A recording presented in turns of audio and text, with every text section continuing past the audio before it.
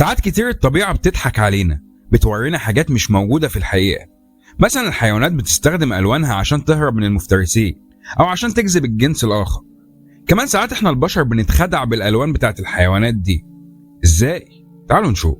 انت ممكن تلاقي حيوانات بكل الألوان، أبيض، أسود، أصفر، برتقاني، بس في لون نادر مش هتشوفه كتير في الحيوانات: الأزرق. ده حتى الحوت الأزرق لونه مش أزرق. ألوان الحيوانات بتيجي من الأصباغ اللي على جلدها، ودي بتبقى ألوان كيميائية بتفرزها خلايا معينة عندها، وبتفرز أصباغ بأي لون، بس الأزرق لا. واحد هيقول ما هو النت مليان صور حيوانات لونها أزرق. أحب أقولك إن أنت انضحك عليك. معظم الحيوانات اللي بتشوفها لونها أزرق دي مش زرقاء ولا حاجة، وما عندهاش أصباغ زرقاء تحت جلدها.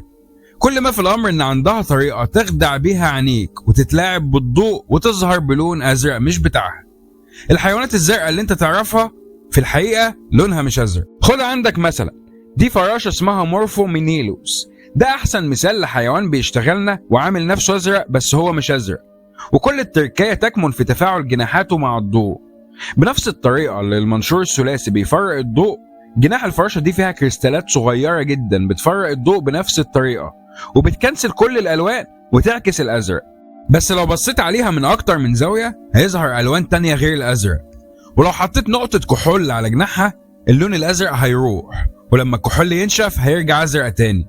معنى كده إن الجناح مفيهوش أي صبغة زرقاء، وإن اللون اللي أنت شايفه ده مجرد تلاعب بالضوء. والكلام ده يسري على حيوانات تانية كتير، مش ده بس. حيوانات كتير بتستخدم الفيزياء عشان تظهر بلون مختلف. أي طائر أنت شايفه أزرق برضه مش أزرق. تكوين الريش بتاعهم بيقدر يشتت الضوء ويعكس الأزرق بس.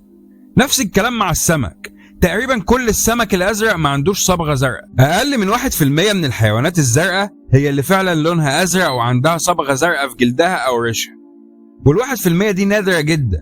دول بقى الزرق الحقيقيين، مش كده وكده. دي فراشة اسمها أوليف وينج باترفلاي. دي واحدة من ضمن ال1% اللي عندهم صبغة زرقاء حقيقية ولونها أزرق فعلا. وضفدع السهم الأزرق السائم ده برضه أزرق بجد. دول لو بصيت لهم من أي اتجاه هتلاقيهم زرق، ولو حطيت على جلدهم أي مادة هيفضلوا برضه بنفس اللون. الباقيين بيستغلوا فيزياء الضوء عشان يبانوا زرق. بس اشمعنى الأزرق؟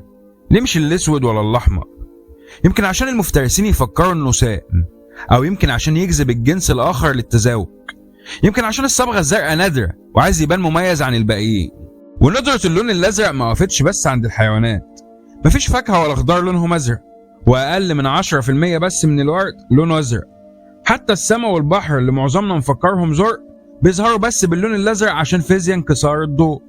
طب ليه اللون الأزرق نادر بالشكل ده؟ الصراحة مش عارف، ولا حد يعرف السبب لحد دلوقتي. الطبيعة بتورينا إن ممكن ينضحك علينا بسهولة حتى في الحاجات اللي شايفينها بعينينا. فلو مش هنثق في عينينا هنثق في إيه؟ ولو طلعت بمعلومة واحدة جديدة أنا هكون مبسوط. وما تنساش دول.